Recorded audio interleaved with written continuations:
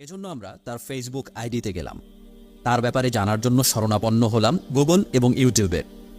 আর আমাদের এই অনুসন্ধানে বের হয়ে আসলো একের পর এক বিস্ময়কর সব তথ্য। এসব তথ্য দেখে আমরা তো অবাক হয়েছি, আমাদের ধারণা দর্শকও অবাক হবেন। হু ইজ হো চি মিন? হো চি মিন কে?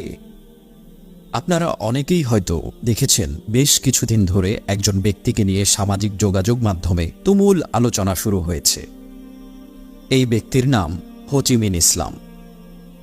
তিনি নিজেকে একজন নারী ও ট্রান্সজেন্ডার অধিকার কর্মী বলে পরিচয় দেন। নর্থ সাউথ বিশ্ববিদ্যালয়ে ওমেন্স ক্যারিয়ার কার্নিভাল 2023 নামে একটি অনুষ্ঠান আয়োজন করা হয়। এই অনুষ্ঠানে একজন নারী অতিথি ও বক্তা হিসেবে আমন্ত্রণ জানানো হয় এই হো চি মিনকে। কিন্তু এই কথা জানাজানি হলে সাধারণ শিক্ষার্থীরা প্রতিবাদ করে। তীব্র প্রতিবাদের কারণে বিশ্ববিদ্যালয় কর্তৃপক্ষ হো চি মিনের নির্ধারিত আলোচনা বাতিল করে। এ ঘটনার পর তুমুল বিতর্ক শুরু হয়। পক্ষে বিপক্ষে আসতে থাকে অনেক কথা। হো চি মিনের পক্ষে যারা অবস্থান নিয়েছে তাদের মধ্যে রয়েছে বাংলাদেশের সাংস্কৃতিক অঙ্গনের লোকজন, নাটক ও সিনেমা জগতের সাথে জড়িত বিখ্যাত অনেকেই, সাথে ছিল গণমাধ্যম এবং বিভিন্ন কর্পোরেট ব্যক্তিত্ব। আর অন্যদিকে যারা বিপক্ষে কথা বলছে তাদের মধ্যে রয়েছে ছাত্র সমাজ, আলেম ওলামা এবং সমাজের সচেতন অংশ।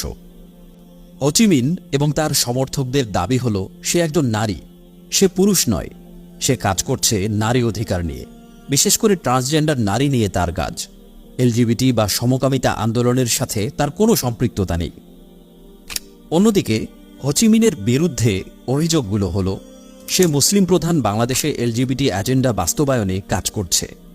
এলজিবিটি হল পশ্চিমা একটি আন্দোলন যার উদ্দেশ্য সমকামিতা সহ বিকৃত যৌনতাকে বৈধতা দেয়া এবং সমাজের কাছে স্বাভাবিক ও গ্রহণযোগ্য করে তোলা।